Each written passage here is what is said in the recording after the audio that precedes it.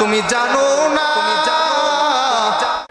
হালাল উপার্জন কিভাবে করতে হবে, উপার্জনের ক্ষেত্রে শরীয়ত দুইটা নিয়ম দিয়েছে। এক নাম্বার হলো তুমি যে হালাল উপার্জন করতেছো এর জন্য হারাম পন্থায় লিপ্ত হওয়া যাবে না।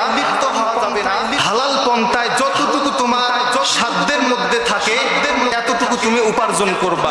দ্বিতীয় যে বিষয় তা হলো হালাল পন্থায় অবলম্বন করবা, টাকা পয়সা অন্বেষণ করবা, ঠিক, তবে এই কথা লক্ষ্য রাখতে হবে যে হালাল উপার্জনে তুমি ব্যবসা করতেছো, বাণিজ্য করতেছো, যাই করো না কেন, তবে এই কথা মাথায় রাখতে হবে যে কামাই উপার্জনের পিছনে, অর্থ কোটির সম্পদের পিছনে যেন আমার সারা দিন সারা রাত বের না হয়। এমন করতে হবে আল্লাহ তাআলার যে নির্ধারিত হুকুম আহকাম আছে, নামাজ পড়তে হবে, যেইগুলো আহকামাত রয়েছে আমাকে আদায় করতে হবে, এগুলো তো করতে হবে। এরপর হালাল উপার্জনে যতটুকু উপার্জন করতে পারি ততটুকু আমরা উপার্জন করব। এটা হলো শরীয়তের নিয়ম। তো মানুষ একটা হাদিস শরীফ তেলাওয়াত করেছি যে আল হারিতু মাহরুমুন, লোভীরা মাহরুমেই হয়ে যায়। আমাদের কওমি অঙ্গনের একটা কিতাব রয়েছে গুলিস্তা, এই কিতাবের মধ্যে শায়েখ সাদি রহমতুল্লাহি আলাইহি একটা ঘটনা উদ্ধৃত করতেছেন মানুষকে উপমা দেওয়ার জন্য। সে ঘটনাটা হলো আল্লাহর বান্দা শেখ সাদি রহমতুল্লাহি আলাইহি এক ব্যবসায়ীর সঙ্গে সাক্ষাৎ ঘটলো। ডাক দিয়ে বলে, ও ব্যবসায়ী ভাই, তুমি তো হাজার হাজার কোটি কোটি মিলিয়ন বিলিয়ন টাকার অর্থকরীর সম্পদের অধিকারী হয়েছো। এখন এমন এক তোমার বয়সে উপনীত হয়েছো, 60-70 বছর বয়স প্লাস হয়ে গেছে। এখন তোমার কি আশা আমাকে একটু জানাইয়া দাও। সাদি রহমতুল্লাহি আলাইহি ডাক দিয়ে বলে, ও ব্যবসায়ী ভাই, আমাকে একটু জানাইয়া দাও। ব্যবসায়ী বলে, তাহলে শুনে নাও, আমার সর্বপ্রথম আশা হলো আমার এই বয়স যে হয়েছে 60-70 বছর বয়স হয়েছে, এখন আমার ইচ্ছা হলো আমি বিভিন্ন দেশের মধ্যে সফর করব। কেন সফর করব? ওই ব্যবসায়ী ডাক দিয়ে বলে, প্রথমে আমি সৌদি আরব যাব, ওখানে ব্যবসায়িক পণ্য নিয়ে আমি ওখান থেকে ইংল্যান্ডের উদ্দেশ্যে রওনা দেব। ইংল্যান্ডে গিয়ে যে খাদ্যদ্রব্য, যে ব্যবসায়িক পণ্যগুলো নেব এগুলো বিক্রি করব। ইংল্যান্ডে গিয়ে ওখানকার যে বাজারের মধ্যে সর্বোৎকৃষ্ট যে জিনিসগুলো রয়েছে এগুলো ক্রয় করে আমি দিল্লির মধ্যে আসব। এরকম ভাবে বিভিন্ন দেশের নাম বলতেছে আর তার মনের কথাগুলো ব্যক্ত করতেছে।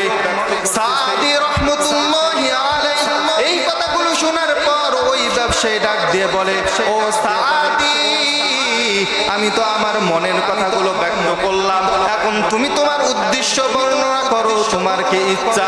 সাদি রহমতুল্লাহি আলাইহি ডাক দিয়ে বলে, ও ব্যবসায়ী ভাই, আমার ইচ্ছা হলো তুমি জানো না, তুমি ঐতিহাসিকগণ লিখতেছেন, কিতাবের ভিতরে লিখতেছেন একটা খচ্চর তার বাহনের ভিতরে তার পিঠের মধ্যে স্বর্ণ নিয়ে চলতেছে। মালিক তার ওই খচ্চরের পিঠের মধ্যে আরোহণ করতেছে। কিছু দূর যাওয়ার পর ওই খচ্চরটা ওই মালিককে ফালাইয়া দিল। ঘটনাক্রমে ওই মালিকটা মৃত্যুবরণ করলো।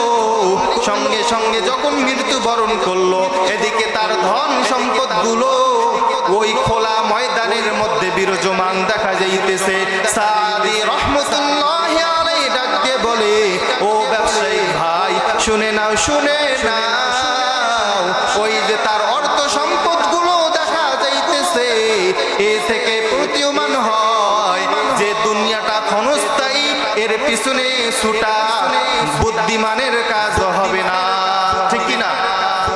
এই জন্য সম্পদের পিছনে এত ছুটা যাবে না যে শরীয়ত লঙ্ঘন হয়, ইসলামের ক্ষতি হয়, এমন কোনো কাজ করা যাবে? কথা বলেন, যাবে না। এই জন্য অল্প তুষ্ট থাকতে হবে। আল্লাহ তাআলা আমার রিজিকের মধ্যে যা রেখেছেন এর উপরেই সন্তুষ্ট থাকতে হবে।